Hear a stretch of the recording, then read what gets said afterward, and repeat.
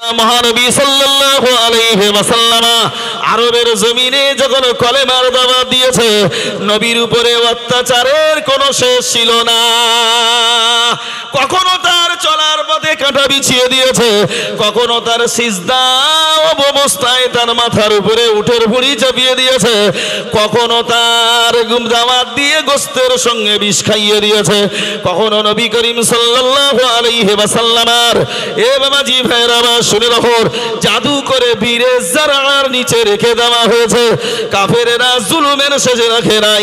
আল্লাহ নবী তার প্রাণপ্রিয় সাহাবাদের বললেন, সাহাবারা শুনে রাখো, আমি নবী তোমাদের কাছে দায়িত্ব দিলাম, তাম পৃথিবীতে ইসলাম প্রচার করিয়ে দিতে হবে, তাম পৃথিবীতে তাওহীদ পৌঁছে দিতে হবে।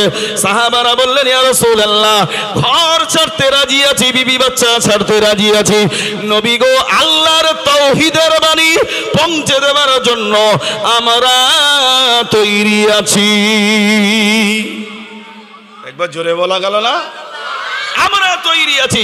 মুতার যুদ্ধে নবী বললেন, সাহাবারা শুনে নাও, রোমান সৈন্যরা 60,000-এরও বেশি। কত হাজার? 7 নয়, 60,000-এরও বেশি। আর আমার সৈন্য সংখ্যা হলো মাত্র 7,000। 60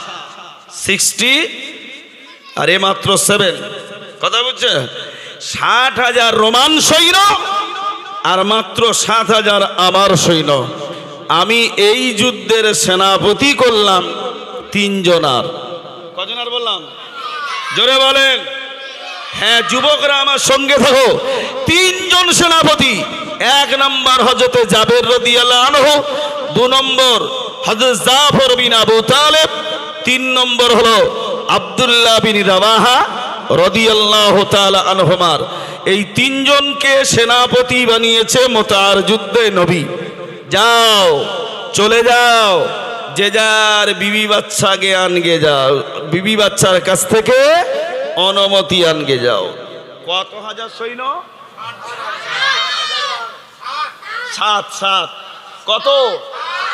এইবারে বলো, আজকের জয়নগরের ছেলেরা, ইসরায়েল সামান্য একটা ছোট দেশ, 57টা মুসলমান দেশ, কেউ তার সাথে লড়তে পারছে না। 7,000 সৈন্যর সেনাপতি 3 জন। ভাইরা আমার শুনে রাখেন, হযরতে জাফর বিন আবু তালেব বাড়ি গিয়েছেন, গিয়ে বলছে, প্রাণ প্রিয় বিবি, তুমি শুনে রাখো, আমি মুতার যুদ্ধে আমার রাসূলুল্লাহ আমাকে সেনাপতি বানিয়েছে। আমি জেহাদে যাচ্ছি বিবি রে, তোমার কাছে সালাম বিদায় আনতে এলাম। ও বিবি শুনে রাখো, মহান আল্লাহ কোরআন শরীফে আয়াতে কারিমা দিয়ে দিয়েছেন, ইয়া আইয়ুহাল্লাযীনা আমানু হাল আদুল্লুকুম আলা তিজারাতিন তুনজিকুম মিন আযাবিন আলীম তুমিনুনা বিল্লাহি ওয়া রাসূলিহি ওয়া তুজাহিদুনা ফি সাবিলিল্লাহি বিআমওয়ালিকুম ওয়া আনফুসিকুম যালিকুম খায়রুল লাকুম ইন কুনতুম তা'লামুন। বিবি তুমি শুনে রাখো, মহান আল্লাহ জিহাদ করতে বলেছেন জান আর মাল দিয়ে, এবং এটাই নাকি আমাদের জন্য কল্যাণ এবং ভালো। বিবি তুমি শুনে রাখো, আমি জিহাদে যাচ্ছি, তবে আমার রেখে যাওয়া ছেলে মেয়েগুলোকে আমি যে পথে চলেছি সেই পথে চালিত করো। যে পথে আমি চলছি সেই পথে আমার ছেলে মেয়েগুলোকে চালিত করো। এ বাবাজি ভাইরা শুনে রাখো, হযরতে জাফর বিন আবু তালেবের বিবি বলছে, স্বামী একটু দাঁড়াও, আমি ওযু করে 2 রাকাত নামাজ পড়ি।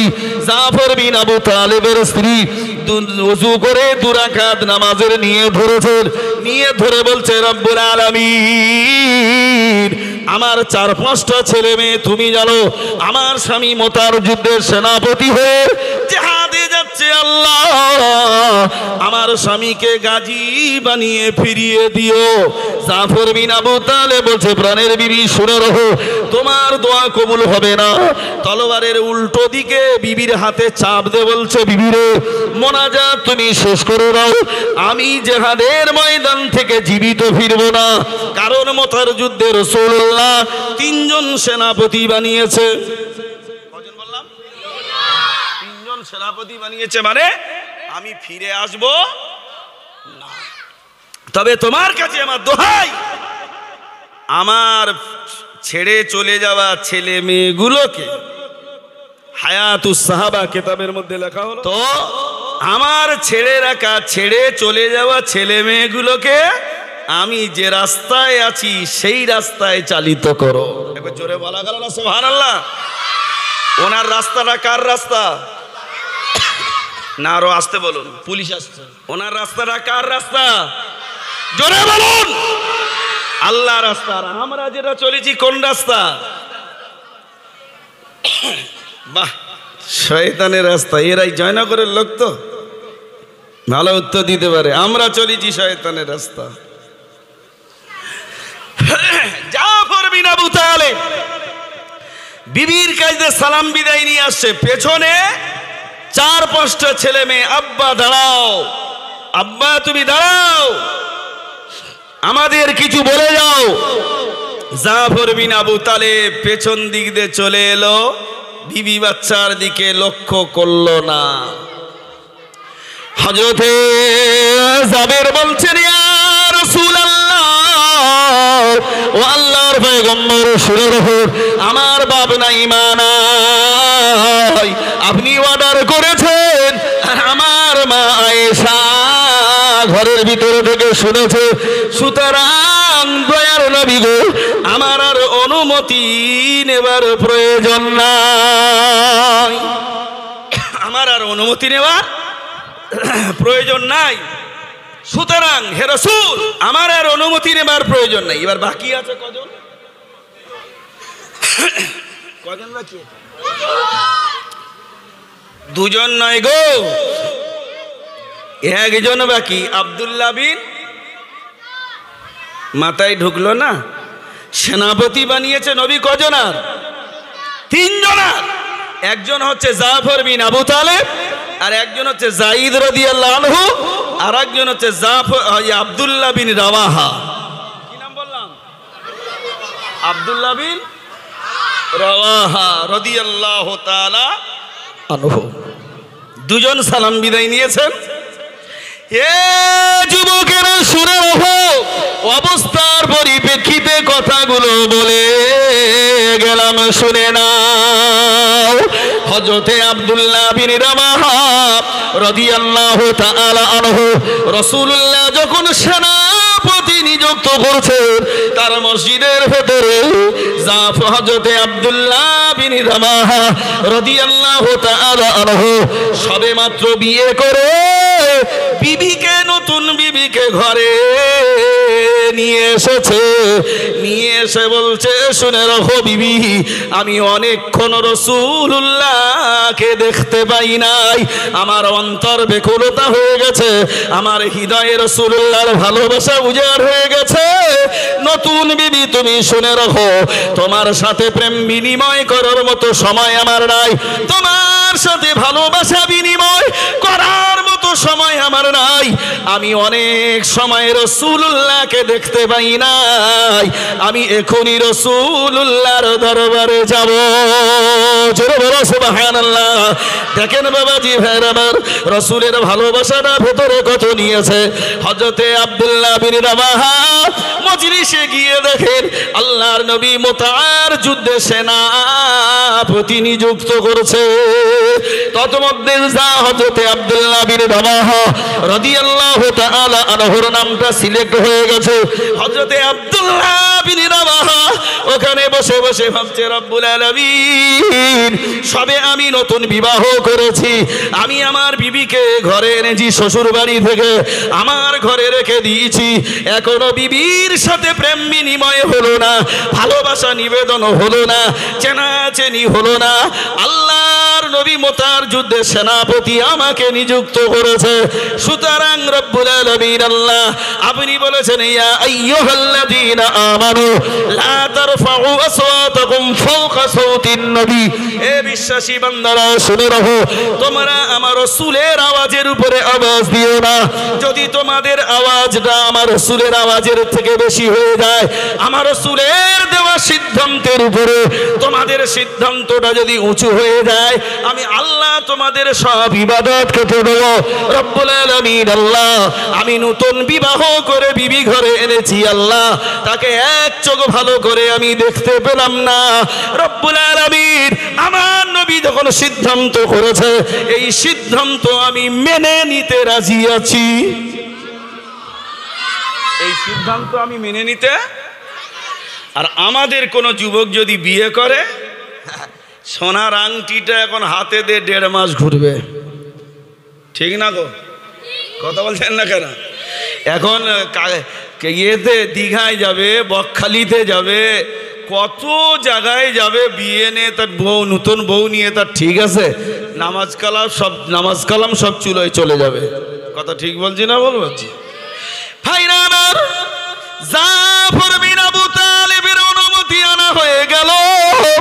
হযরতে যায়েদ বললেন, নবীজি আমার মা নেই, বাপ নাই, বিবি নাই, বাচ্চা নাই, আপনি আমার বাপ, আর বিবি আয়েশা আমার মা। ইয়া রাসূলুল্লাহ, ইয়া হাবিবাল্লাহ, হুজুর, সুতরাং দয়ার নবী আপনি শুনে রাখুন, আমার অনুমতির প্রয়োজন নাই। আপনি বলেছেন আয়েশা বিবি শুনেছেন, বাকি আছে আব্দুল্লাহ বিন রাওয়াহা। মজলিস থেকে উঠে গিয়েছে, গিয়ে দেখেন ঘরের ভিতর থেকে নববধূর তেলাওয়াতের আওয়াজ আসতেছে। জোরে বলুন সুবহানাল্লাহ। এ বাবাজি শুনে রাখুন, হায়াতুস সাহাবা নামক কিতাবে লেখা হলো, মুতার যুদ্ধের ইতিহাসে লেখা হলো। দুটো কিতাবের নাম বলে যাচ্ছি, মোতালা করে নেবেন। কিতাবটার নাম হলো হায়াতুস সাহাবা, আর হলো মুতার যুদ্ধের ইতিহাসটা ভালো করে পড়ে নেবেন, একেবারে হবাহু পেয়ে যাবেন বাবাজি। হযরতে আব্দুল্লাহ বিন রাওয়াহার বিবি বলছে, শোনো, আমি শুনেছি আব্দুল্লাহ বিন রাওয়াহা সুঠামদেহী সুপুরুষ, সুন্দর দেখতে, লম্বা চওড়া ছেলে, তাকে আমি স্বামী বলে গ্রহণ করেছি। কিন্তু স্বামী যখন কাছে নাই, খামাখায় বসে থেকে লাভ নাই, আল্লাহর কোরআন তেলাওয়াত করি। একটু জোরে বলা গেল না সুবহানাল্লাহ? কি তেলাওয়াত করি? আর আমাদের মা বোনরা কি তেলাওয়াত করছে গো? তবে জয়নগর তবলিগ এলাকা আলহামদুলিল্লাহ খুব জামাতের কাজ চলে। এরা হয় সিরিয়ালে ব্যস্ত, না গেমে ব্যস্ত, ঠিক বলছি না বলবাজি? এত যদি ঈমান আলা হবে, আসবার সময় আমি ওদিক দিয়ে দেখলাম যে মাস্টার সাহেব আমার গাড়িটা পাকা রাস্তার কাছে রেখে আমাকে নিয়ে আসছেন। উনি খালি মেয়েদের বলছেন, ও বাবারা, হুজুর আসতেছে, বক্তা আসতে, একটু সাইড দাও, সাইড দাও। মেয়ে ছেলেগুলো একদম সাইড দেয় এনে যে আমি একটা পা ফেলবো। কথা বুঝে এসেছে? আব্দুল্লাহ বিন রাওয়াহা রাদিয়াল্লাহু তাআলা আনহু তিনি বলছেন, কি বিপদে পড়েছি। আমার বিবি সূরা বাকারা তেলাওয়াত করেছে। সূরা বাকারা সূরাটা কোরআনে 114টা সূরা রয়েছে, তন্মধ্যে সব থেকে লম্বা সূরার নাম হলো সূরাতুল বাকারা। সূরা বাকারা তেলাওয়াত করেছে। আর এদিকে আব্দুল্লাহ বিন রাওয়াহা চিন্তা করেছে, আমার বিবি যদি সূরা বাকারা শেষ পর্যন্ত পড়ে, তাহলে অনেক সময় আমাকে দাঁড়াতে হবে। ওদিকে রাসূলুল্লাহর মজলিসে যাওয়া পিছিয়ে যাবে। ও জয়নগর কাকা পাড়ার যুবকেরা শুনে রাখো, ও মুরব্বিয়ানে হযরতেরা শুনে রাখুন, ও মায়েরা, বোনেরা, ভাবিরা, বেটিরা, খালামারা শুনে রাখুন, ইসলাম এত সহজে আসে নাই। হযরতে আব্দুল্লাহ বিন রাওয়াহার বিবি তেলাওয়াত করে চলেছেন, নববধূ কোরআন তেলাওয়াত করে চলেছেন। যখন আব্দুল্লাহ বিন রাওয়াহা দেখছেন আমার বিবি রুকুর কাছে এসে পৌঁছেছে, বলছে, বিবি একটু দাঁড়াও, বিবি তুমি একটু দাঁড়াও। বিবি দাঁড়িয়ে বলছে, প্রাণের স্বামী গো, কি হয়েছে? বলছে, বিবি রে শোনো, নতুন তোমাকে আমি এনেছি, এনে ঘরে রেখে দে। আমি রাসূলুল্লাহর সোনার মুখখানা দেখার জন্য আমার অন্তঃকরণে প্রেম উজাড় হয়ে গেছে। আমি রাসূলের মুখ দেখার জন্য তোমাকে রেখে দিয়ে গিয়েছিলাম। কে দেখি রাসূলুল্লাহর মসজিদে মুতার যুদ্ধের আলোচনা হয়েছে। সেই যুদ্ধে আমি হলাম সেনাপতি। সেই যুদ্ধে আমি হলাম সেনাপতি। বিবি আসি, আসসালামু আলাইকুম। মানতে পারবেন? মানতে পারবো? কথা বলেন, মানতে পারবো আমরা? এটা সময় আমরা মানতে পারবো না। আসি বিবি, আসসালামু আলাইকুম। বিবি বলছে, স্বামী মেহেরবানি করে একটু দাঁড়াও, আমি তোমাকে বাধা দেব না, কারণ তুমি যে নবীর উম্মত, আমিও সেই নবীর উম্মতি। একটু জোরে বলেন। তুমি যে নবীর উম্মত, আমিও সেই নবীর উম্মতি। সুতরাং তোমাকে আমি বাধা দেব, তবে একটু আবেদন শোনেন। কি শোনেন বললাম? আবেদন শোনেন। একটু ঘরের ভিতরে আসবেন। তোমার ভিতরে ইমানের দিক দিয়ে মজবুত পারস রয়েছে বলে আমি তোমাকে স্বামী বলে মেনে নিয়েছি। স্বামী ইজাব কবুল হয়ে যাওয়ার পরে যখন আমি বাড়িতে চলে আসলাম, তোমার সাথে কোনো প্রেম বিনিময় হলো না, কোনো ভালোবাসা বিনিময় হলো না, কোনো কথাবার্তা আলোচনা হলো না স্বামী গো। তবে আমি তোমাকে এক চোখ ভালো করে দেখে নিতে চাই। আব্দুল্লাহ বিন রাওয়াহা রাদিয়াল্লাহু তাআলা আনহু বলেন, প্রাণের বিবি কেন কেন কেন? বলছে, স্বামী গো শোনো শোনো শোনো, মুতার যুদ্ধে শুনেছি আমি 60,000 সৈন্যবাহিনীর বিরুদ্ধে মাত্র 7,000 মুসলমান সেনাবাহিনী নিয়ে যুদ্ধ করতে যাচ্ছেন। যদি না জীবিত হয়ে ফিরে আসেন কিয়ামতের ময়দানে মুসিবতের দিনে, আমি আল্লাহর দরবারে আপনাকে যেন স্বামী বলে চিনে নিতে পারি। ও মায়েরা, বোনেরা, ও ভাবিরা, বেটিরা, খালামারা, শুনে রাখুন, এ কথাটা শুনতে বড় সহজ লাগে, কিন্তু যদি এই সিচুয়েশন আমার আপনার সামনে আসতো, আমরা তা বরদাস্ত করতে পারতাম না। ঠিক না বলবো? বরদাস্ত করতে পারতাম না। বিবি এই জন্য চিনতে চাও? তা বলছে, জি হ্যাঁ। প্রাণের বিবি শুনে রাখো, এ জ্ঞানী গুণী সুদী আল্লাহ বেলা ভেরা আমার শুনে রাখেন, প্রাণের বিবি এর জন্য আমার চিনে নেওয়ার কোনো প্রয়োজন তোমার হবে না। কেন জানো বিবি? তুমি শোনো, আমার শাহাদাতের পরে যদি সবর ইখতিয়ার করে থাকতে পারো, তোমার আর আমার পরিচয় আমার আল্লাহ জান্নাতে করে দেবে। জোরে বলুন না সুবহানাল্লাহ। এই জন্য মহান আল্লাহ কোরআন শরীফে বলেছেন, রাদিয়াল্লাহু আনহু ওয়া রাদু আনহু, তারা আমার উপরে রাজি, আমি আল্লাহ তাদের উপরে রাজি। একটু জোরে বলুন। ব্যাস বিবি আসি, আসসালামু আলাইকুম। অবস্থাটার দিকে লক্ষ্য রাখুন। গ্যাস চলে গিয়ে বলছে, রাসূল আমি আমার বিবির কাছ থেকে সালাম বিদায় নিয়ে চলে এসেছি।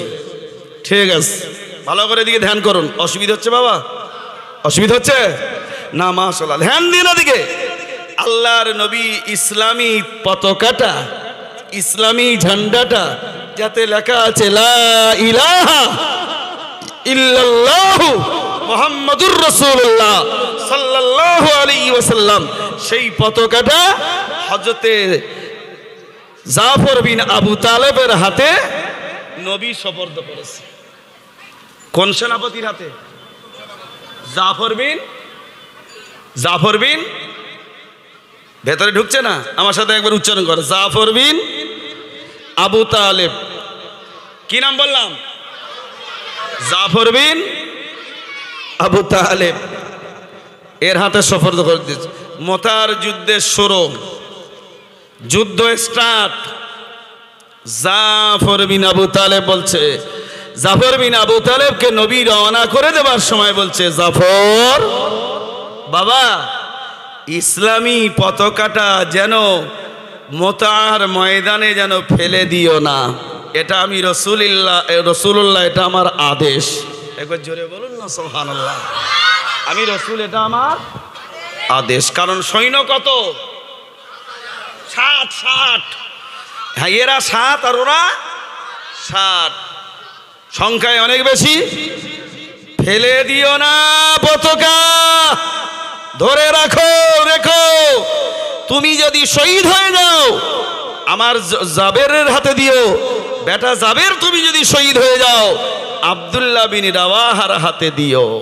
যুবকেরা শুনে রাখো, জাফর বিন আবু তালেব প্রথম সেনাপতি, হযরতে যায়েদ রাদিয়াল্লাহু আনহু দ্বিতীয় সেনাপতি, তৃতীয় সেনাপতি, শেষ সেনাপতি হচ্ছে আব্দুল্লাহ বিন রাওয়াহা রাদিয়াল্লাহু তাআলা আনহু। 3 জনাকে নিযুক্ত করলেন।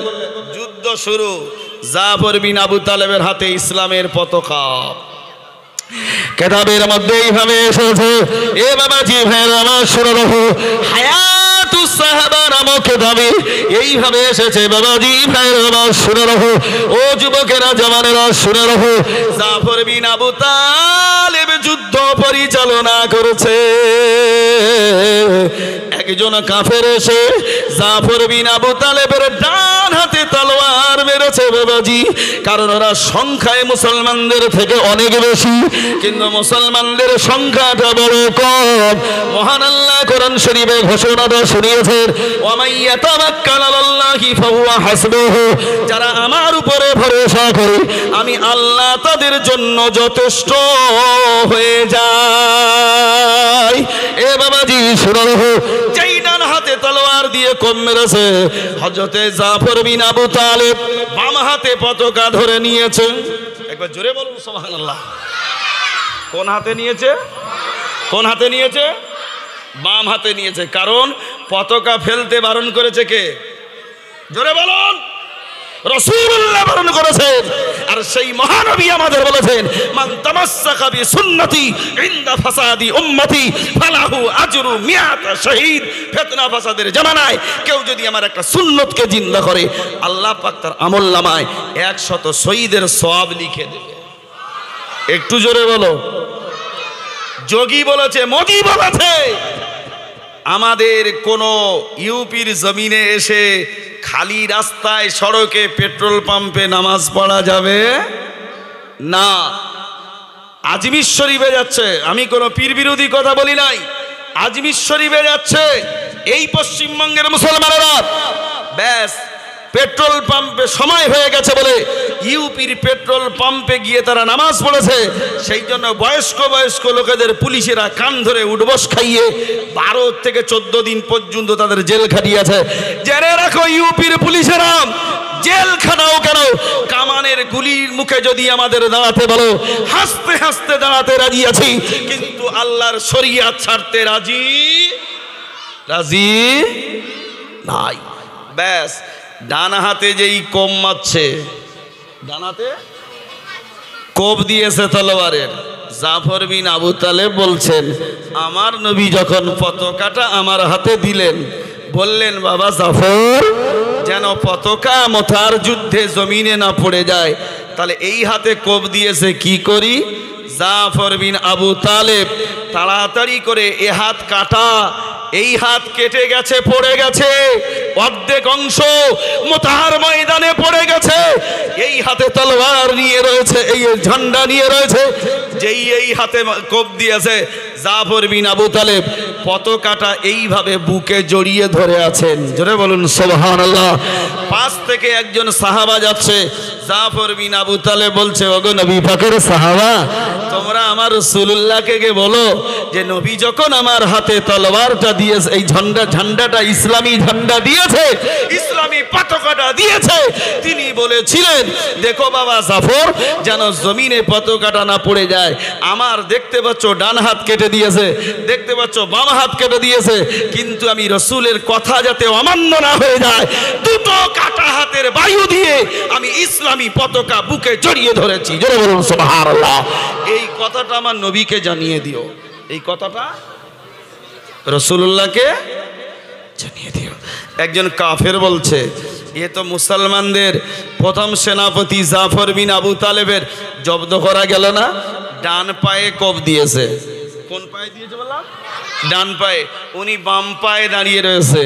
শুনে নেন, এত সহজ নয়। মহান আল্লাহ জানাচ্ছেন, ওয়া মান ইউতিইল্লাহা ওয়া রাসূলাহু ফাউলাইকা মা'আল্লাযীনা আন'আমাল্লাহু আলাইহিম মিনান নাবিয়্যিনা ওয়াস সিদ্দিকিনা ওয়াশ শুহাদা'i ওয়াস সালিহিন ওয়া হাসুনা উলাইকা রাফীকা। মহান আল্লাহ কোরআন শরীফে জানাচ্ছেন, যারা দুনিয়ার জমিনে আমি আল্লাহ এবং আমার রাসূলের অনুকরণ করে চলেছে, তাদের মরণের পরে কোনো ভয় নাই, টেনশন নাই। আমি আল্লাহ 4 শ্রেণীর মানুষের সঙ্গে জান্নাতে রেখে দেব। 1 নম্বর হলো নবীর, 2 নম্বর হলো সিদ্দিকিন, 3 নম্বর শুহাদা, 4 নম্বর সালেহিনদের সঙ্গে আমি আল্লাহ একসাথে রেখে দেব। ও জয়নগরের বাবাজিরা শুনে রাখো, ও জামানেরা, যুবকেরা, মুরব্বী হযরতেরা শুনে রাখুন, জাফর বিন আবু তালেব এক পায়ে দাঁড়িয়ে আছেন। কপায় বললাম? জোরে বলুন, কপায়। এক পায়ে দাঁড়িয়ে আছেন। উনি চিন্তা করছেন, যদি আমার বাম পাটাও যদি কেটে দেয়, তাহলে আমি তো আর দাঁড়াতে পারবো না, আমি পড়ে যাব। পড়ে গেলেই পতাকা জমিনে পড়ে যাবে, রাসূলুল্লাহর কথা অমান্য হয়ে যাবে। একবার জোরে বলুন সুবহানাল্লাহ। বুঝতে যাচ্ছেন? আসুন তো দেখি আপনি কত বড় ঈমানদার। এটাই হলো আমার সেফটি। আসুন কত বড় ঈমানদার দেখি। আপনার চোখের ভিতরে সেফটি গুঁজে দেবো, তবু আপনি কলমা পড়তে পারবেন? তখন ও বাবা গেছি, ও মা গেছি করে আপনি ছটকাবেন। জাফর বিন আবু তালেবের ডান হাত কাটা, জাফর বিন আবু তালেবের বাম হাত কাটা, জাফর বিন আবু তালেবের ডান পা কাটা। জাফর বিন আবু তালেব চিন্তা করছেন, কাফেররা যদি বাম পাটা আমার কেটে দেয়, তাহলে আমি তো পড়ে যাব। পড়ে গেলে পতাকা পড়ে যাবে, রাসূলুল্লাহর কথা অমান্য হয়ে যাবে। ব্যাস, উনি কি করেছেন জানেন? হায়াতুস সাহাবার লেখক তিনি লিখছেন, উনি এইভাবে গাল দিয়ে পতাকার এই ডান্ডার ডাঁপটা গালে কামড়ে ধরে মাথাটা আসমানের দিকে করে এক পায়ে দাঁড়িয়ে আছেন। এক কাফের এসে হুজুরের বাম পায়ে কেটে দিয়েছেন। হুজুর যখন জমিনে পড়ে গেছেন, আল্লাহ রাব্বুল আলামিন তার প্রিয় বান্দাকে জমিনে উপর করে ফেলেন নাই। জাফর বিন আবু তালেব হুজুর আমার চিত হয়ে শুয়ে পড়েছেন। এক কাফের এসে কল্লাটা পুরো কেটে দেহ থেকে আলাদা করে দিয়েছেন। মনে করছে যে ঝান্ডা যদি পড়ে যায় তাহলে মুসলমানদের পরাজয় নিশ্চিত। ওনার ভাই আবু ওবায়দা রাদিয়াল্লাহু তাআলা আনহু নিজের ভাইয়ের মর্মান্তিক অবস্থা দূরে থেকে লক্ষ্য রাখছে। আরে আমার ভাই জাফর বিন আবু তালেবের ডান হাত কাটা হলো, বাম হাত কাটা হলো, ডান পা কাটা হলো, বাম পা কেটে দেওয়া হলো, পতাকা ওড়ে কিভাবে? একবার জোরে বলা গেল না সুবহানাল্লাহ? পতাকা উড়ছে কিভাবে? দেখে ভাইয়ের কল্লা কাটা আসমানের দিকে মুখ করে আছে, হ্যাঁ, আর পতাকার ডান্ডাটা কামড়ে ধরে হুজুর আমার শহীদ হয়ে শুয়ে আছেন। ভাই এত সহজ? হযরতে আবু উবাইদা মুতার ময়দানে কেঁদে ফেলেছেন। এসে নিজের ভাইয়ের ডান হাতটা কাটা অংশ জুড়ে দিয়েছে, বাম হাতটা বাম হাতের কাটা অংশ এইভাবে লাগিয়ে দিয়েছে, ডান পাটা পায়ের জায়গায় লাগিয়ে দিয়েছে, বাম পাটা পায়ের জায়গায় লাগিয়ে দিয়েছে। উনি চিন্তা করেছেন, আমার ভাইয়ের কল্লাটা পতাকার ডান্ডাটা কামড়ে ধরে আছে, আসমানের দিকে চেয়ে রয়েছেন। আমার ভাই কল্লাটা কি করে নিয়ে আসি? যদি কল্লাটা ধরতে যাই, যদি দাঁত থেকে আমার ভাইয়ের পতাকাটা ছেড়ে যায়, আল্লাহ আপনি রক্ষা করুন। হযরতে আবু উবাইদা জাফর বিন আবু তালেবের কল্লাটা যখন নিয়ে আসে, তখন ওর আয়াতের মধ্যে এসেছে, কলেমা খচিত পতাকাটা তখনও হাওয়ায় উড়িতেছে। এই কথা যখন রাসূলুল্লাহর দরবারে পৌঁছে গেছে, আল্লাহ নবী বললেন, সাহাবা জাফর বিন আবু তালেবের বাড়ি যাও, কে সংবাদ পৌঁছে দাও যে আমার জাফর বিন আবু তালেব জান্নাতের পথে পাড়ি দিয়েছে। এ কথা শোনার সাথে সাথে ও কাকা দাদার মায়েরা, ও ভাবিরা, বোনেরা, বেটিরা, খালামারা শুনে রাখুন, আপনার জাফর বিন আবু তালেবের স্ত্রী কাছে হযরতে আলী এসে বলছেন, দয়ার নবী, জাফরের বাড়িতে শোকের রোল উঠে গেছে। আল্লাহ নবী বলেন, যাও সান্ত্বনা দাও, আজকের ওদের কাছে সবথেকে বড় ভারী দিন, সবথেকে বড় ভারী দিন, ওদেরকে সান্ত্বনা দাও।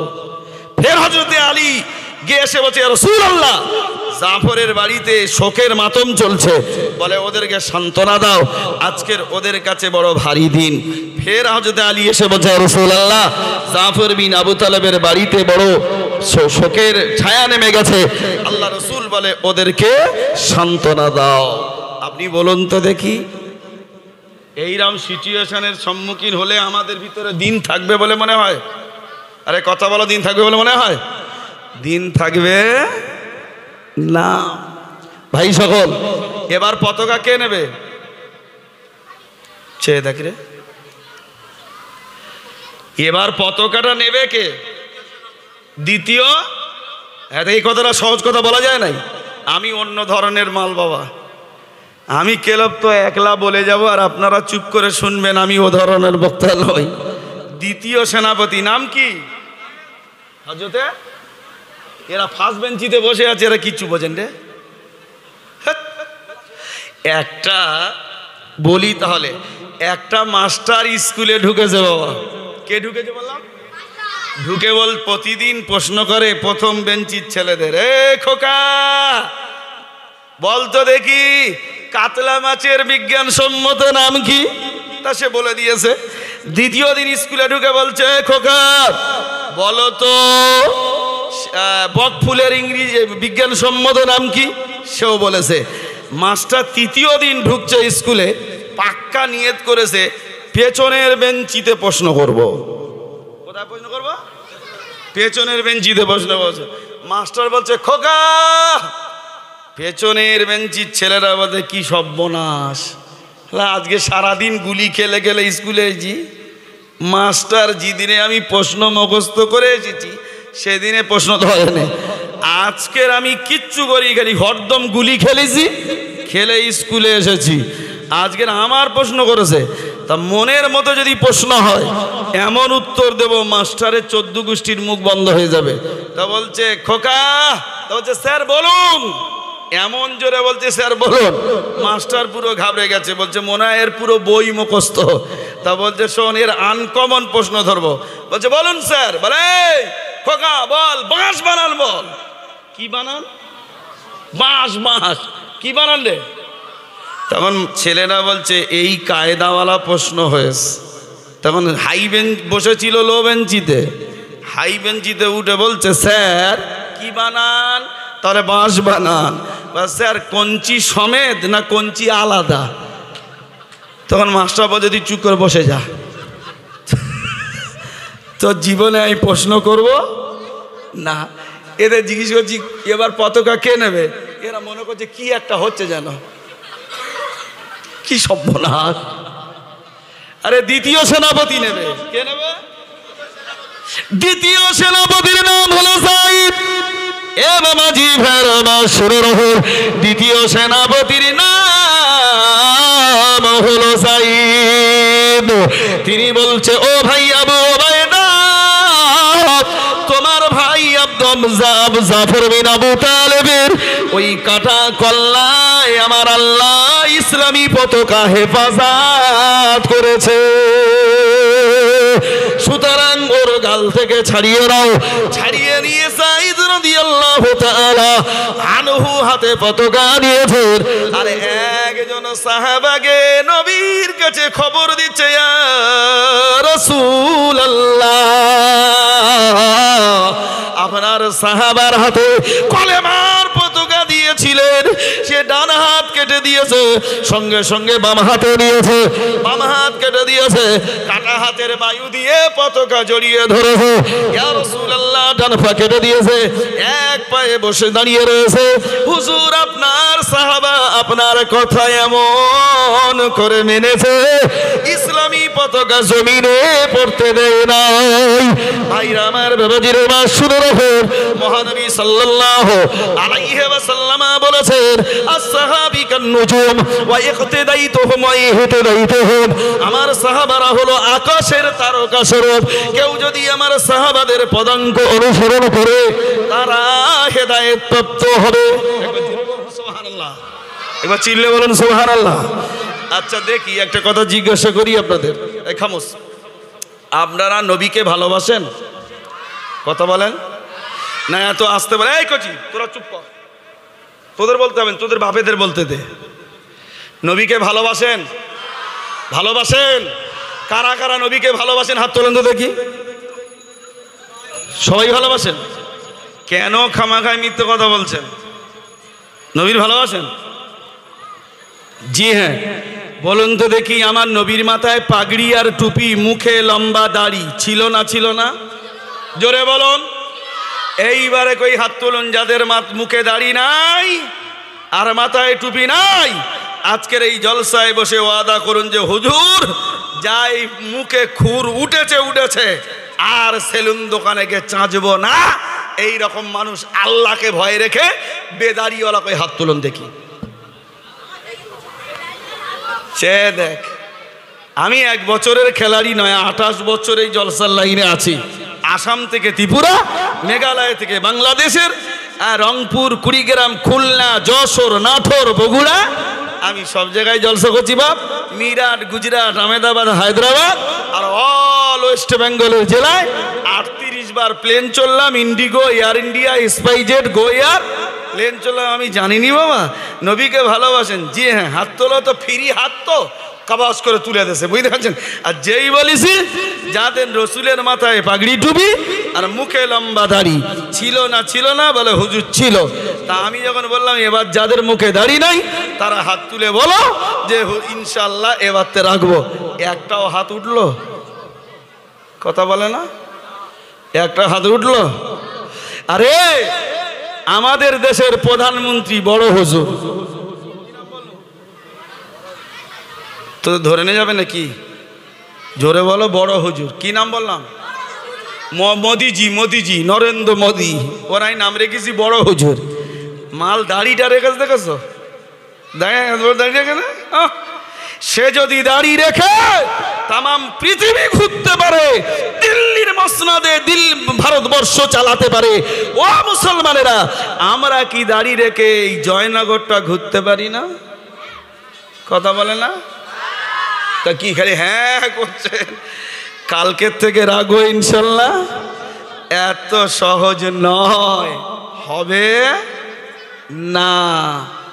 ওই আমি এই প্রথমে ভূমিকায় বলেছিলাম না যে আমরা ইহুদিদের পেতে রাখা জালে ধরা পড়েছি। জলসায় বসি, বক্তা বলল হ্যাঁ না না, তাই এরা বলল হ্যাঁ হ্যাঁ জি জি, মানে এটা এদের বুলি শিখেছে। কি শিখেছে? কথা কি অন্যায় বললাম বাবা? আরে অন্যায় বললাম বাবাজি? পিছিয়ে পড়লে হবে, পিছিয়ে পড়লে হবে। তুমি কার দেখে লজ্জা করে দাড়ি কেটে দাও? কার ভয়ে তুমি টুপি খুলে দাও? আমি যখন হায়দ্রাবাদের মক্কা মসজিদ চারমিনারে নবী দিবসে জলসা করতে যাচ্ছি, হুগলির ছেলেরা নিয়ে যাচ্ছে ইয়ার আপনার ইন্ডিগো প্লেনে কলকাতা নেতাজি সুভাষচন্দ্র বসু আন্তর্জাতিক এয়ারপোর্টের ভেতরে আমি যখন উঠছি, একটা সেবিকা আমাকে বলছে ইংরেজিতে, বুঝতে পারছেন না, ইংরেজিতে বলছে। আমি তখন বলছি I am pure Bengali, not understand English, please Hindi, Urdu and Arabic. উনি তখন বলছে अच्छा आप उर्दू समझते हैं? बोले हाँ मैं समझता हूँ। तो बोलছে आप तो जवान लड़का है, इतनी बड़ा दाढ़ी में बाल क्यों रखा है? আপনি জওয়ান ছেলে, এত লম্বা দাড়ি রেখেছেন কেন? কোথায় চুলকে দেখেছে দেখেছো? তোর ওর মলম দিতে হবে না হবে না? আরে কথা বলো না, ওর মলম দিতে হবে না হবে না? ও তো প্লেনের সেবিকা, ও তোর কাজ কি? গেটের কাছে দাঁড়িয়ে সব যাত্রীকে বলবে ওয়েলকাম ওয়েলকাম ওয়েলকাম, ওর এটাই কাজ তো। ও কিন্তু আমার দাড়ির উপরে আঘাত দিয়েছে। আমি তখন ওর উর্দুতে বলছি আচ্ছা বলিয়ে आप हिंदू है ना मुसलमान है? तो बोलते मैं हिंदू हूँ।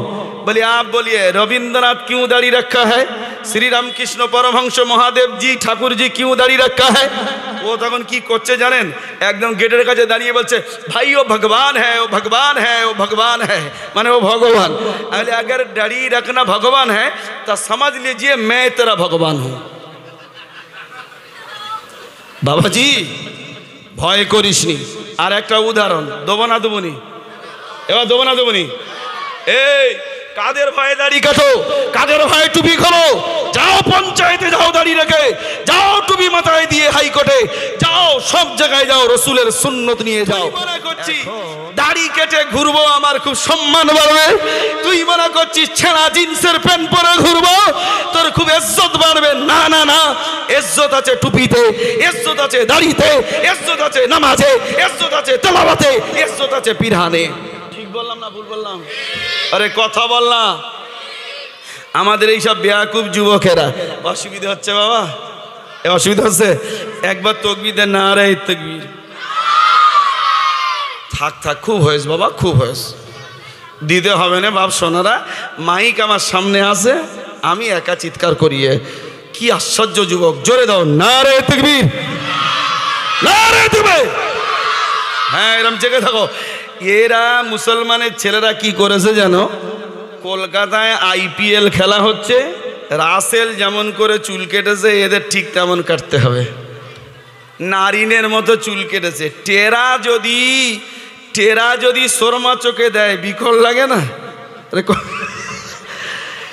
রাসেল কোটি টাকার মালিক, একটা 6 মারলে 1 কোটি, আর ইয়ে ফকিন্নির বেটা রাসেলের মতো চুল কেটেছে। আরে বা ঠিক বলছি না ভুল বলছি?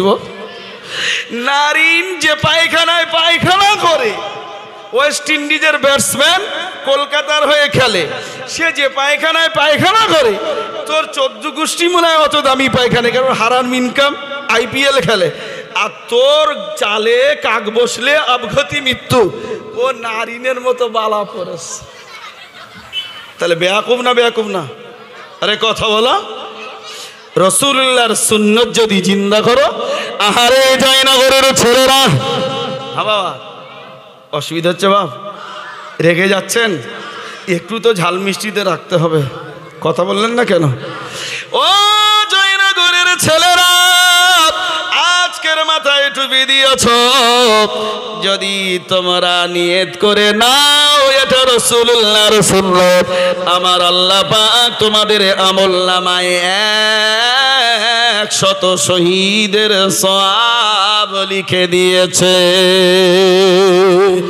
হে যুবকেরা, হে জওয়ানেরা, শুনে রাখো, তোমার কাছ দিয়ে ইসলাম কেড়ে নেবে, তোমার কাছ দিয়ে ধর্ম কেড়ে নেবে।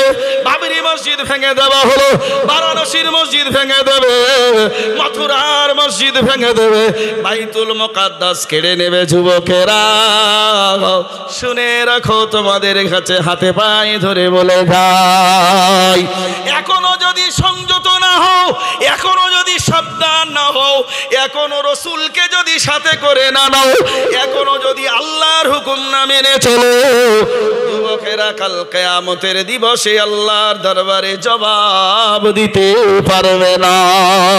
সাবধান হয়ে যাও সোনার ছেলেরা, জেনে রাখো তোমাদের কাছে রাসূলুল্লাহর আদর্শ হলো যথেষ্ট। ঠিক বললাম না ভুল বললাম? আরে কথা বলেন, ঠিক না বল? রসুলের আদর্শ আমাদের কাছে যথেষ্ট তো? আরে কথা বলেন ভাইরা আমার। আর একটা যুবকের কথা শোনাবো, আরে বুখারী থেকে শোনাবো। এখানে আমি জানি জয়নগর এলাকা আলেমদের এলাকা, জয়নগর এলাকা শিক্ষিত এলাকা, আমি কোমর বেঁধে এসেছি। অসুবিধা হচ্ছে বাবা? ঘটনাটা বলবো? বলবো, তবে লাস্টে কিন্তু চুষে নেব। ভয়ে পালাবেন না তো? যে ভয়ে পালাবেন খোদার কসম খেয়ে বলছি সে মরে যাবে। এই আমি কি বলেছি এক্ষুনি মরবেন?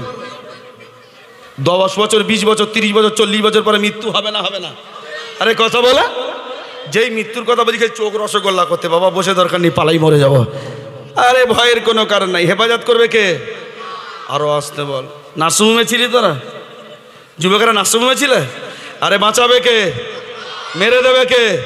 হায়াতের মালিক কে? মওতের মালিক কে? আমাদের খাওয়ায় কে? কথা অপ্রাসঙ্গিক হলেও বলি, এই আমরা কার দয়ায় বেঁচে আছি? আসতে বলতে হবে না, আমি একা বলছি। হ্যাঁ মোস্তাক ভাই, আমি আর তুই বলি, এরা সব হুজুর হয়েছে, বলবে না। কার দয়ায় বেঁচে আছি? চিল্লে বলো। তাহলে একটা স্লোগান উঠছে, শীত গ্রীষ্ম বর্ষা দিদি মোদের ভরসা। এ কথা বললে ইমান থাকবে? জোরে বলো, থাকবে? শীত গ্রীষ্ম বর্ষা কে মোদের ভরসা? চিল্লে বলো কে? আল্লাহ মোদের ভরসা, ঠিক না বল? হায়াতের মালিক। প্লিজ প্লিজ ভাই, আমি কোনো পার্টির নেতা নই, কোনো পার্টিবাজি করি না। প্লিজ আমাকে কোনো পার্টির কোনো সাপোর্টার বলে মনে করবেন না, এটা আমি ক্ষমা চেয়ে নিচ্ছি। এই নবী দোয়া করেছেন, আমরা আজকের আমি শুনলাম, আমাকে সাদ্দাম বলল, সাদ্দাম কই? সাদ্দাম আমাকে বলল, হুজুর দাদা 50,000 টাকার মোষ এনেছি। এই বলো তো, এ তৌফিক দিয়েছে কে? বলো। আজকের এই যে জলসা হচ্ছে, অনেক টাকা বাজেট, 50,000 টাকা যদি পয়সা হয়, যে মাইকে উঠে, যে বক্তা তক্তায় উঠে যে চেল্লাচ্ছে, এ কি ছেড়ে দেবে? ছেড়ে দেবো? এত সহজ নয়। ইসাপির মুসাফির সবচেয়ে বড় পয়সা পীর। যাই বল। তাহলে বলো যুবকেরা, তোমরা ওই কাকাপাড়ার পাকা রাস্তায় দাঁড়িয়ে অটো থামিয়ে, বাস থামিয়ে, লরি থামিয়ে জুলুম করে চাঁদা নিয়েছো? চিল্লে বলা নিয়েছো? আমরা ওদিকে নেই। আমাদের এই যুবকরা হতে পারে দিন নৈকমরাহীন, গরিব হতে পারি, দুর্বল নয়। আমরা আল্লাহ এবং রসুলের জন্য তৈরি আছি, ঠিক না বল? এই ঠিক না বল? নবী দোয়া করেছেন। এদিক খামোশ প্লিজ। এই কচি, sound stop please, sound stop. বলতে দিন, কথা বলতে দিন। নবী দোয়া করলেন, কোথায় বসে দোয়া করেছেন? মদিনার মসজিদে। সে মসজিদের নাম কি? মসজিদুল ইজাবা। রং কেমন? সাদা রং। কত দূর মসজিদে নববী থেকে? 5 কিলোমিটার দূরে। মসজিদের নাম হলো মসজিদুল ইজাবা। 1 নম্বর রব্বুল আলামিন তাম পৃথিবী জুড়ে যত আমার উম্মতি আছে, তাদের উপরে জালেমেরা অত্যাচার করে তাদের অস্তিত্ব না শেষ করে দিতে পারে। আল্লাহ বললেন, নবী গো, তোমার উম্মতের জন্য আমি আল্লাহ সাহারা হয়ে যাব। এটি জোরে বলা গেল না? এই খামোশ খামোশ। পৃথিবীতে মুসলমানদের যত মেরেছে, পৃথিবীতে এত কোনো জাত মার খেয়েছে বলে মনে হয়? এ কথা বলা হয়েছে মনে হয়? আজান বন্ধ হয়ে গেছে। আজান বন্ধ হয়ে গেছে, আজান বন্ধ হবে। আচ্ছা, তাহলে আমাদের বাঁচাচ্ছে কে? চিল্লে বলো কে? আমি যখন গত এই 3 বছর আগে, ওরে আমার জয়নগরের ছেলেরা, ওরে আমার সোনার চাঁদেরা, তোদের হৃদয়ের মাঝখানে স্থান দিই বলে যাই শোন। আসামের কি করিমগঞ্জে জলসায় গেছি, সেখানকার ছেলেরা বলছে, হুজুর, আমি যখন শিলচরের এয়ারপোর্টে গিয়ে নামলাম, বলছে, হুজুর আপনার সাথে কথা কওয়া শেষ হয়ে গেছে। আমি বলি কেন? ওরা একটু বাংলাদেশি কথা কয়। বলি কেন? বলছে, হুজুর আমার দেশে এনআরসি হবে। জোরে বলো, এনআরসি হবে। আমি ওদের হাত চেপে ধরে বলে এসেছিলাম, ওরে আসামের করিমগঞ্জের ছেলেরা শুনে রাখো, আমি মাওলানা ইসহাক সাহেব বলে যাচ্ছি, ওরা যদি নামের প্যানেল থেকে তোমাদের নামগুলো ইচ্ছা করে কেটে দেওয়ার চেষ্টা করে, আমার আল্লাহ ওই অমুসলিমদের পরিবর্তে তোমাদের নামটা ঢুকিয়ে দেবে। যখন এনআরসির রেজাল্ট আউট হলো, আমাদের থেকে আমাদের চাস্তো ভাইরা বেশি ফেসে গেল, ঠিক না বল? আরে কত বলো? কলম কার হাতে? না আরাম করেনি, জবান ছাড়ো। কলম কার হাতে? এ জমিন কার? হেফাজত করবে কে? আইন চলবে কার? জোরে বলো কার? তাহলে 2 নম্বর দোয়া, আল্লাহ আমার উম্মতেরা কেউ যেন অনাহারে না মরে। নবী যেই দোয়া করেছেন, আল্লাহ বললেন, হে নবী, তোমার উম্মতের রিজেকের দায়িত্ব আমি আল্লাহ নিলাম। একবার জোরে বলো, আর একটু জোরে বলো। এই আমাদের দেশের মাননীয় মুখ্যমন্ত্রী শ্রীমতী মমতা বন্দ্যোপাধ্যায়কে সাংবাদিকরা জিজ্ঞাসা করেছিলেন, ম্যাডাম আপনি রাত্রেবেলা কি খান? বলে মুড়ি আর ক্যাডবেরি। পাশে আমাদের এই জয়নগর কাকাপাড়ার কোনো ছেলের 150 মুড়ি দেবো আর একটা ক্যাডবেরি দেবো, দেওয়ার বলবো তুই সারা রাত ঘুমো, এ হবে? খোদার কসম খেয়ে বলছি, ইয়ে মনে হয় ঘন্টা কেন ঘুমিয়ে কুমিরের মতো নড়তেছে। বলে কি হচ্ছে? বল 13 তারিখ আছে, সাঁটে নে ভালো করে। ঠিক বলছি না ভুল বলছি? তাহলে এত খেতে দেয় কে? এই জোরে বলো কে? তাই কি নয়? এটা শীতকাল চলছে তো, হোটেলে সব থেকে দামি জিনিস কি খাবি? হ্যাঁ, কে বললো? সাদ্দাম বললি নিহারি। আল্লাহর কসম কে বলছি, অমুসলিম কোনো ছেলের খাওয়া 2 ঘন্টা পরে হাসপাতাল শিওর। কিন্তু যখন গরুর পায়া এত বড় আমাদের প্লেটে দেবে না, গালে দিয়ে যখন টানছে মনে যেন বেহেশতে চলে যাচ্ছে। মানে আল্লাহ বলছেন নবী গো, তোমার উম্মতের রুজির ব্যবস্থা আমি আল্লাহ করে দেবো। জোরে বলুন সুবহানাল্লাহ। আর একটু জোরে বলুন। দেখে যাও এত বড় জলসায় আমাদের ছেলেরা পকেট থেকে পয়সা দিয়ে করছে। ঠিক বলছি না বলবো?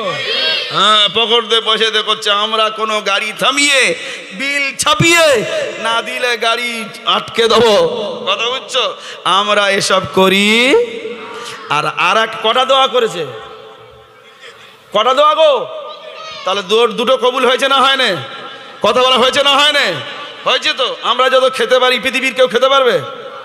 বটকষা যা মুসলমানের ছল ছিঁড়ে ঘরতে এখান থেকে 1 হাত দূরে চলে যাচ্ছে, সারা তবু ছিঁড়তে চায় না। তাহলে খাচ্ছি তো, ঠিক না? আর তৃতীয় দোয়া করছে, আল্লাহ আমার উম্মতেরা আপোষের মধ্যে না দ্বন্দ্ব করে মরে। আল্লাহ বললেন নবী গো, এ দোয়াটা কবুল হবে না।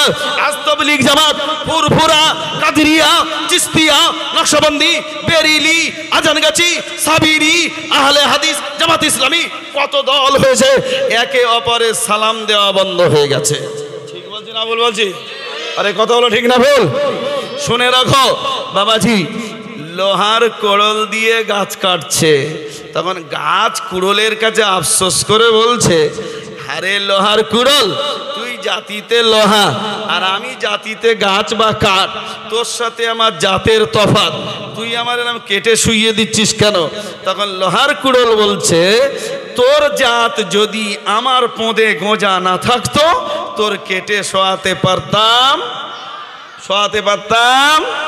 ও তাবলীগওয়ালা ভাই, ও কাদরিয়াওয়ালা ভাই, ও চিশতিয়াওয়ালা ভাই, ও নকশবন্দি ভাই, ও বেরিলি ভাই, ও আজানগাছি ভাই, ও সাবিরি ভাই, ও আহলে হাদিস ভাই, ও জামাত ইসলামী ভাই, জেনে রাখো তুমি যে যা অ্যাঙ্গেলে ইসলাম প্রচার করো না, তোমার আর আমার সম্পর্ক হলো কলেমাওয়ালা ভাই। ঠিক না বল? আরে জোরে বলো, ঠিক না বল? এই সম্পর্ক যদি আজ মুসলমানদের ভিতরে থাকতো, কোনো কাফের সুযোগ পেত না। ঠিক বললাম না ভুল বললাম ভাই সকল? চলো আর একটা যুবকের কথা বলবো, এবার বলবো। হ্যাঁ, তবে শুনছো কিন্তু, খোদার কসম খেয়ে বলছি, যে এই মজলিস ছেড়ে পালিয়ে যাবি একদম শেষ হয়ে যাবি।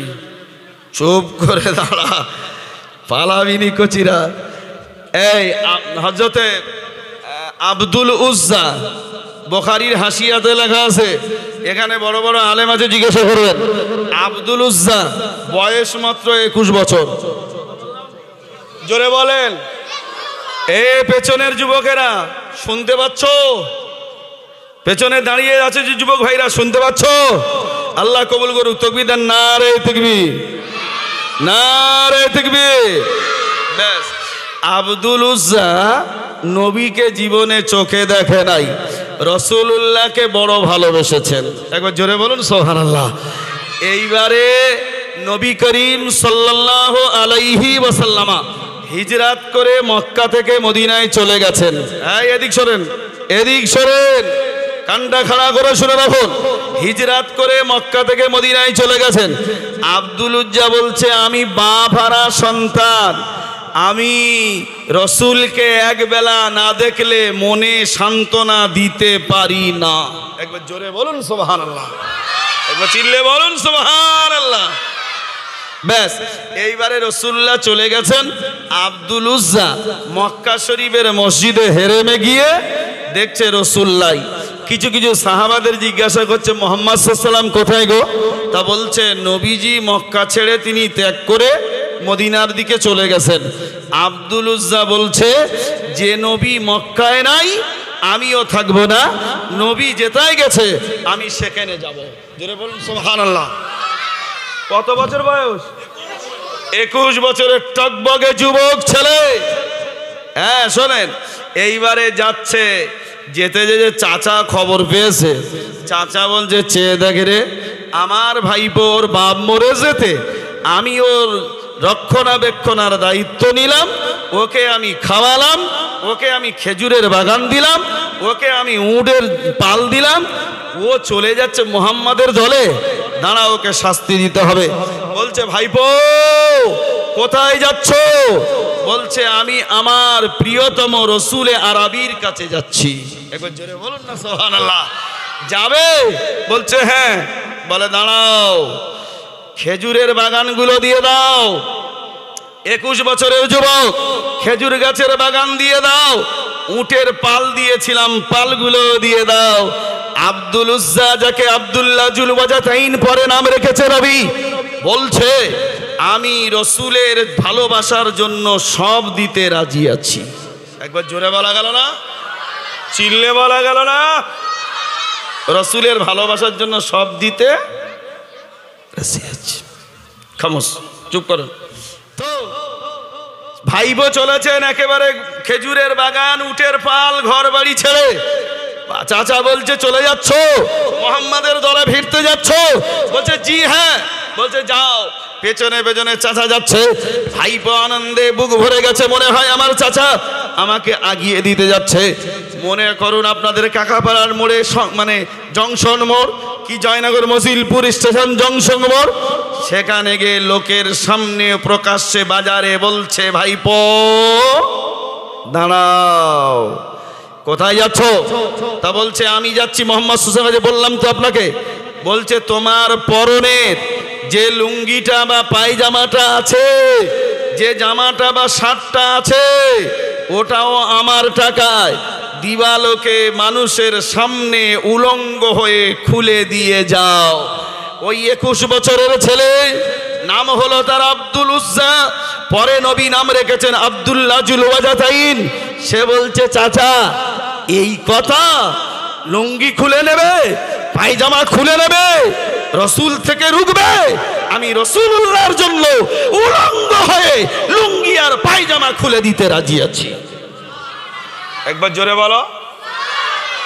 চাচা বলছে মনে হয় লোকের সামনে পায়জামা খুলতে পারবে না। এদিক শোনেন, অসুবিধা হচ্ছে? তাহলে কি কথা বলছো? আমার নজর সবার চোখে চোখে যাচ্ছে। এ কটা লোক বাংলাদেশের বগুড়া জেলায় হাসিনার পতনের মাত্র 2 মাস আগে আমি গেছিলাম। ওদের জলসা হয় মাত্র 11টা পর্যন্ত, প্রধান বক্তা উঠবে 9টা, 11টায় শেষ। আমার হাত চেপে ধরে সভাপতি বলছে হুজুর আপনার এটা কথা কম। তাহলে হ্যাঁ কর না। বলে 11টার ওপারে না যায়। আরে কেন? বলছে আমার দেশের মুসলমান জলসাও শুনবা আর কাজও করবা, আর আমাদের দেশে কি সারা রাত হো করবে। সারা বক্তা 2-2.5 ঘন্টা টাইম দেবো, বলে বলে বক্তা যেন পাগলা হয়ে যায়, তারপরে পয়সা দেবো। ঠিক বলছি না? বলবো এদিক শোনো, অন্য মাস করবেন না। তাই এ বলছে মনে হয় যদি খুলতে বলি খুলবে না। আব্দুল উজ্জা 21 বছরের যুবক। ওরে যুবক, আজ জলসা হচ্ছে, মেয়ে মানুষের পেছনে রাস্তায় ঘুরছো, কোন ঝোপে জানে বসে আছো, যদি এই রকম বোকাটে যুবক থেকে থাকো মাইকের গোড়ায় চলে যাও, কানটা খাড়া করে শুনে দাও ব্যাস। বলছে চাচা মানুষের সামনে আমাকে লুঙ্গি পায়জামা আর পাঞ্জাবি খুলে নিতে চাও, আমি দিতে রাজি আছি, কিন্তু রসুল ছাড়তে রাজি নাই। জোরে বলা গেল না? খোল ভাইপো খোল। লুঙ্গি খুলে দিয়েছে, জামা খুলে দিয়েছে, উলঙ্গ অবস্থায় মায়ের কাছে ছুটেছে। মা দেখে আরে আমার 21 বছরের জওয়ান ছেলে উলঙ্গ আমার সামনে দাঁড়িয়ে আছে। মা লজ্জায় চোখ চাপা দিয়ে বলছে বেটা সম্পর্কে তুমি ছেলে, আমি মা হলেও আমি মহিলা, উলঙ্গ অবস্থা করো। মায়ের কথা শুনে আব্দুল উজ্জা বলছে মাগো আমার বাপ মরে যেতে চাচা উটের পাল, খেজুরের বাগান আর বাড়ি বানিয়ে দিয়েছে, কিন্তু মা আমি তো আল্লাহর আখিরি জামানার পয়গম্বর মুহাম্মদুর রাসূলুল্লাহ সাল্লাল্লাহু আলাইহি ওয়াসাল্লামের দ্বীন আমি কবুল করে নিয়েছি। জোরে বলো। পরিণতি হয়েছে আমার লুঙ্গি আর জামা খুলে দিতে হয়েছে মানুষের সামনে, চাচা কেড়ে নিয়েছে। মা আমি মদিনায় যাব, আমার একটা যাও ছেঁড়া টেড়া দেবে। মা এক হাতে চোখ চাপা দিয়ে আসে আর পুরাতন বরিদা কম্বল নিয়ে ছেলের দিকে ফিকে দেছে, বেটা আগে লজ্জাস্থানটা ঢাকা দে।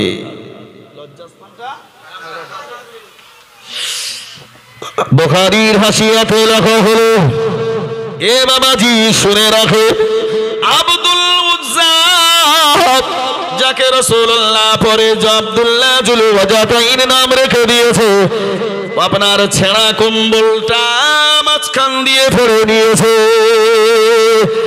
এক ভাগ পড়েছে লজ্জাস্থান ঢাকা দিয়েছে, আর এক ভাগ গায়ে দিয়ে নিয়েছে। এ বাবাজি ভাইরা আমার, মায়ের কাছ দিয়ে সালাম বিদায় নিয়ে এবার রাসূলুল্লাহর মদিনার রওজার দিকে চলেছে।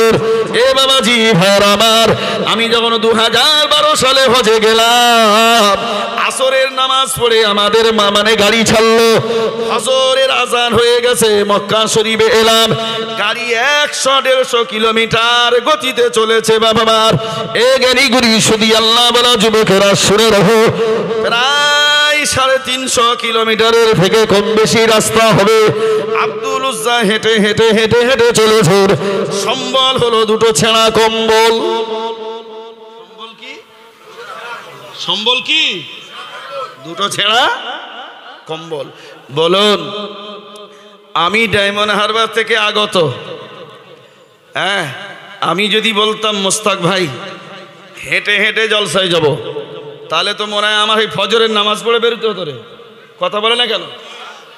আর যদি এই জলসা সেরে ঘরে যাই তো আমার বাড়ি পৌঁছাতে মনে হয় কাল জোহর লাগবে। তাহলে আমি 4 চাকায় এসেছি। আব্দুল্লাহ জুল বাজাতাই 250 হোক আর 300 হোক আর 400 হোক কিলোমিটার রাস্তা, কথা বুঝছেন, মরুভূমির রাস্তা, পাহাড়ি রাস্তা, টপকে টপকে যাবে। সময় যাবে না? যাবে না? আরে কথা বলো না, কার কাছে যাবে? জোরে বলুন। নবীজির কাছে যাবে। ক বছর বয়স? আর আমাদের 21 বছরের ছেলেরা মসজিদে যাচ্ছে না যায়নি? কোথায় যাচ্ছে? বাঁশের ঝাড়, কলা গাছের আর কিচ্ছু খুঁজে পায়নি, গাজর ছেড়ে দে গাঁজা খাচ্ছে। ঠিক না বল? কুকুরের গুয়ের মতো হয়ে গেছে গেঁজাটা, শুকিয়ে কোলকে ধরে এমন টান মারতেছে টিভি রুগীর মতো, সব কটা পাঁচরা জিরজির করতেছে। এর মা বলতেছে, বেটা 5 কাঠা জায়গায় চাষ করব, আল তুলে আয়। ইয়ে গে মায়ের ভয়ে বাপের ভয়ে গে 2বার কোদাল মেরে এত বড় জিভ বার করে হাঁপাচ্ছে। মা বলছে চলে এলি, বলে ও আমার দ্বারাই হবেন। মাল গেঁজা খেয়ে খেয়ে ভোগলা হয়ে গেছে। ঠিক বলছি না? বলো যে 21 বছরের ছেলে চলেছেন, গিয়ে শুনে নেন। এবার পাগলের বেশ হয়ে গেছে, লু হাওয়া, মরুভূমির লু হাওয়া, পাগলের বেশ হয়ে গেছে, চোখ মলিন হয়ে গেছে, মাথার চুল উবড়ো খবড়ো হয়ে গেছে। বাবাজি আমার এইবারে গে গে গে গে গে গে মদিনার মসজিদ দেখতে পেয়েছে। আব্দুল্লাহ এ কাকা পাড়ার ছেলেরা, ও জয়নাগরের ছেলেরা শুনে রাখো, ওই আব্দুল্লাহ জুল ওয়াজাতাইন বলছে, আমি মক্কা শরীফ থেকে হেঁটে হেঁটে মদিনায় এসেছি। আমার পেটে বড় ক্ষুধা ছিল, চোখে বড় ঘুম ছিল, কিন্তু যখন আমি রাসূলুল্লাহর মসজিদে ঢুকে আল্লাহ নবীকে দেখেছি, আমার ক্ষুধা আর তৃষ্ণা সব দূর হয়ে গেছে। একটু জোরে বলা গেল না? আমি আজকের বাড়ি ঢুকেছি, গতকাল বাড়ি ঢুকেছি, 3টের সময় মাদ্রাসায় কেতাব পড়াতে হলো, পড়িয়ে মোতালা করেছি। গলি জয়নগরে যাচ্ছি, বলতে হবে, আর আমার মোস্তাক ভাই একটা টিপস আমার দিয়েছে, এই করতে হবে হুজুর, তা করবো। শোনেন, এইবারে বলছে নবীর মুখটা যেই দেখেছি, ক্ষুধা আর তৃষ্ণা আমার দূর হয়ে গেছে। একবার জোরে বলুন সুবহানাল্লাহ। কি ভালোবাসা! आशिक में क्या मजा है किसी मासूक से पूछिए और गुलेशन में क्या मजा है किसी बुलबुली से पूछिए ভালোবাসায় কি মজা যে যুবক আর যে যুবতী করেছে সে জানে ঠিক বললাম না ভুল বললাম আর ফুল বাগানের কি মজা বুলবুলি ছাড়া এই বুলবুলি ছাড়া কেউ জানে না নবীর প্রেমে কি মজা যে নবীকে দেখেছে সে জানে জোরে বলুন সুবহানাল্লাহ চিল্লে বলুন সুবহানাল্লাহ এই যুবক খামোশ নবীকে যদি স্বপ্ন যোগে যুবকেরা দেখতে চাও নসিব খুলে যাবে নবী বলেছেন কেউ যদি সানিয়া মির্জাকে দেখে কেউ যদি রাসেলকে দেখে কেউ যদি দিঘায় বেড়াচ্ছে কেউ যদি আপনার শুশনিয়া পাহাড়ে বেড়াচ্ছে স্বপ্ন দেখে স্বপ্ন শয়তানি স্বপ্ন আর কেউ যদি আমার চেহারা দেখে ওটা হচ্ছে অরিজিনাল স্বপ্ন কারণ শয়তান সবাই সূরত ধরতে পারে আমি নবী আমার সূরত ধরতে পারে না জোরে বলুন সুবহানাল্লাহ এটা চিল্লে বলুন না সুবহানাল্লাহ কেউ যদি নবীর পাগড়ি দেখে কেউ যদি নবীর দাড়ি দেখে কেউ যদি নবীর আশাবাড়ি দেখে কেউ যদি নবীর জুতো দেখে কেউ যদি নবীর ফেস দেখে কেউ যদি নবীর মানে আশাবাড়ি ছড়ি দেখে রাসূল বলছেন এই স্বপ্নটা হলো সত্য স্বপ্ন কারণ শয়তান আমার কোন সূরত ধরতে পারবে না সেই নবীর স্বপ্ন দেখতে হলে আমি এটা আমলের কথা বলে যাচ্ছি শোনো এশার নামাজ পড়ে খানা দানা খেয়ে উত্তর দিকে মুখ করে বিনা বালিশে হাত ভাঁজ করে তাদের উপর মাথা দিয়ে এই হাতটা বামুরের উপরে দিয়ে দরুদ শরীফ পড়বে আল্লাহুম্মা সাল্লি আলা মুহাম্মাদানিন নাবিয়্যিল উম্মি ওয়া আলা আলিহি ওয়া আসহাবিহি ওয়া বারাকা ওয়া সাল্লিম 40 দিন পড়তে পড়তে স্বপ্ন যোগে বিশ্ব নবীর সঙ্গে দিদার হয়ে যাবে একবার জোরে বলুন এইবারে আব্দুল উজ্জা বলছে আমি কোরআন শরীফ শিখব কি শিখব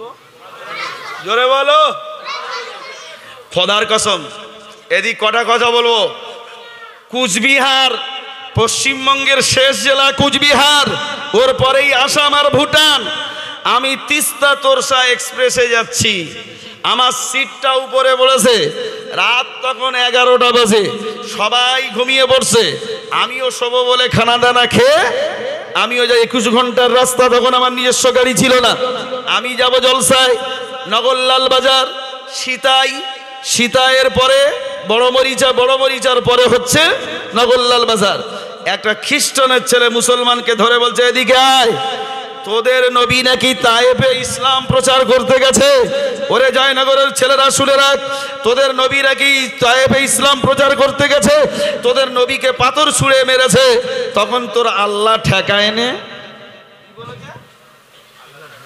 আল্লাহ ঠেকায় নে এই রাত্রে বলছে তাকায় নে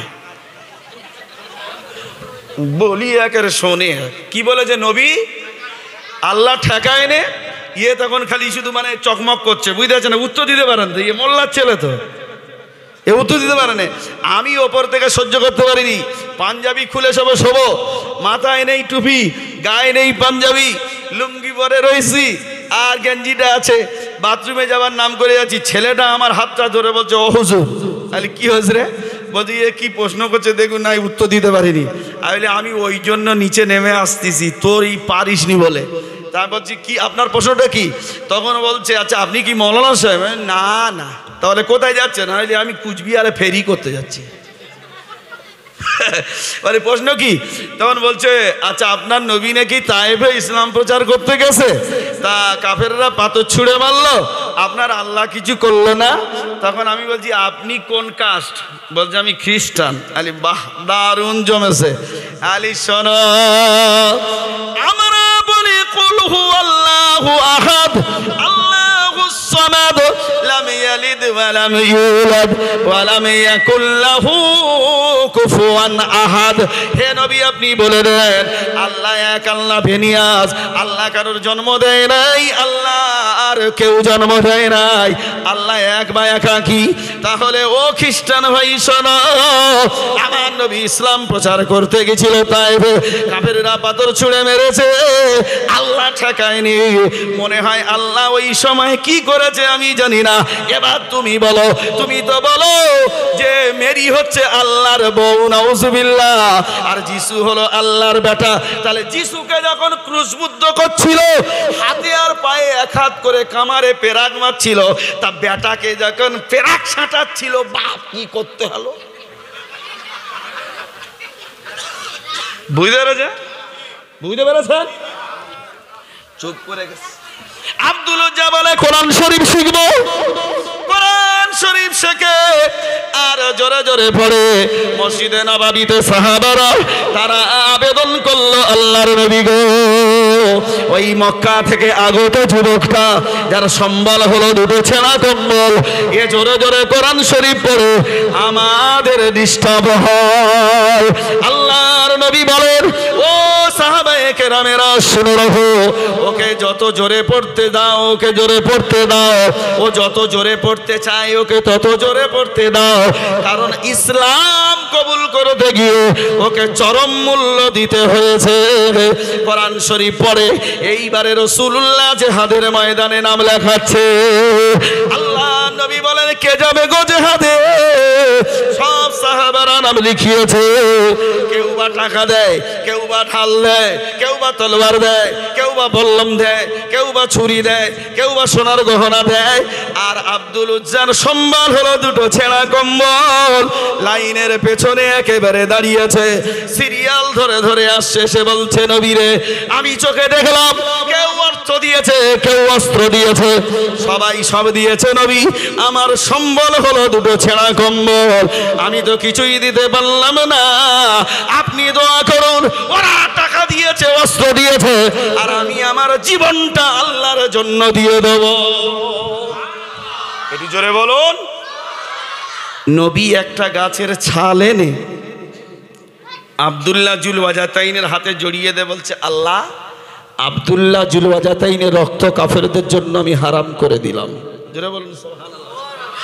জিহাদের ময়দানে গেছে ও যুবকেরা, এ সোনার মানিকেরা, শুনে রাখো, জিহাদের ময়দানে গেছে, যুদ্ধ হতে বাকি রয়েছে। আব্দুল্লাহ জুলওয়াজাতাইন আবহাওয়া সহ্য করতে পারল না, জ্বরে ইন্তেকাল করেছে। মদিনা শরীফে খবর এলো, ইয়া রাসূলুল্লাহ, ইয়া হাবিবাল্লাহ, হুজুর আপনার আব্দুল্লাহ জুলওয়াজাতাইন ইন্তেকাল করেছেন। আল্লাহ নবী বলেন, সাহাবারা ওর লাশটা মদিনায় পাঠিয়ে দাও, আমি নবী জানাজা পড়াবো। রাতের বেলা হযরতে আব্দুল্লাহ জুলওয়াজাতাইনের জানাজা নামাজ হবে, ইমামতি করবে রাসূলুল্লাহ। কে ইমামতি করবে? জোরে বলেন। বেশ, কবর খোঁড়া হয়ে গেছে। ও যুবকেরা শুনে রাখো, কবর খোঁড়া হয়ে গেছে। আব্দুল্লাহ জুলওয়াজাতাইনের জানাজা নবীজি পড়াবেন। জানাজার নামাজ হয়ে গেল। এ যুবক তুমি শুনে রাখো, জানাজার নামাজ হয়ে গেল। আল্লাহ নবী বেলালে হাবশিকে দায়িত্ব দিল, ও বেলাল মশাল জ্বালিয়ে কবরের দিকে আসো। আবু বকর, ওমর, উসমান, আলীকে নবী দায়িত্ব দিলেন, তোমার ভাইয়ের লাশটা তোমরা নিয়ে আসো। হাদিস শরীফের মধ্যে এসেছে, হযরত আবু বকর আব্দুল্লাহ জুলওয়াজাতাইনের কল্লার দিকে ধরে, হযরত আলী পায়ের দিকে ধরে, হযরত ওমর কোমরের দিকে ধরে, শরীরের অনেক অংশে উসমানে গড়ি ধরেছেন। কিন্তু জানাজা তো হয়ে গেল। হযরত বেলাল বলছেন, নবী কোথায় খুঁজে পাওয়া গেল না। সব সাহাবারা বলে, শোনো, নবীকে দেখতে পাওয়া যায়নি তো কি হয়েছে? নবী আমাদের অর্ডার দিয়েছে, তোমাকে মশাল জ্বালিয়ে কবরের দিকে যেতে বলেছে, তুমি চলো। আর আমাদের লাশ নিয়ে কবরের দিকে যেতে বলেছে, আমরা লাশ নিয়ে যাই, কিন্তু রাসূলকে খুঁজে পাওয়া গেল না। আব্দুল্লাহ জুলওয়াজাতাইনের কবরের কাছে গিয়ে দেখে, কবরের মাঝখানে একজন দাঁড়িয়ে রয়েছে। কবরের মাঝখানে যিনি দাঁড়িয়ে রয়েছেন, উনি অন্য কেউ নয়, স্বয়ং আল্লাহর নবী দাঁড়িয়ে আছে কবরে। আব্দুল্লাহ জুলওয়াজাতাইনের লাশটা বিশ্ব নবীর হাতে দেওয়া হলো। কার হাতে দেওয়া হলো? হ্যাঁ, নবী কচি ছেলের মতো বুকে করে নিয়ে কবরে শুইয়ে দিয়েছে। দিয়ে মাটিটা দিলেন, দিয়ে আসমানের দিকে হাত তুলে বলছে, আল্লাহ, আমি আব্দুল্লাহ জুলওয়াজাতাইনের উপরে খুশি, তুমিও খুশি হয়ে যাও। একবার জোরে বলা গেল না সুবহানাল্লাহ? আব্দুল্লাহ ইবনে মাসউদ রাদিয়াল্লাহু তাআলা আনহু, যাকে রাইসুল মুফাসসিরিন বলা হয়, উনি কেঁদে বলছে, আল্লাহ, আব্দুল্লাহর লাশ কবরে না হয়ে আমার লাশ যদি হতো, আমার জীবনটা ধন্য হয়ে যেত। তার কারণ হলো স্বয়ং নবী কবরে নেমেছে। ও যুবকেরা শুনে রাখো, সবিনয়ে নিবেদন করে বলে যাই, হাতে পায়ে ধরে বলে যাই, তারা ইসলামের জন্য চরম মূল্য দিয়েছে। ঠিক বললাম না ভুল বললাম গো? আরে কত বলো? লোকের সামনে যুবকটা ন্যাংটো হয়েছে না হয়নি? আরে কত বলো? খেজুরের বাগান দিয়েছে না দেয়নি? উটের পাল দিয়ে দিয়েছে, সম্বল ছিল দুটো ছেঁড়া কম্বল। ও যুবক, একটু ইসলামকে মূল্যায়ন করতে শেখো, একটু দিনকে শেখো, একটু ধর্মকে চেনো, আল্লাহকে চেনো, রসুলকে চেনো। কথা ঠিক বললাম না ভুল বললাম? ব্যাস।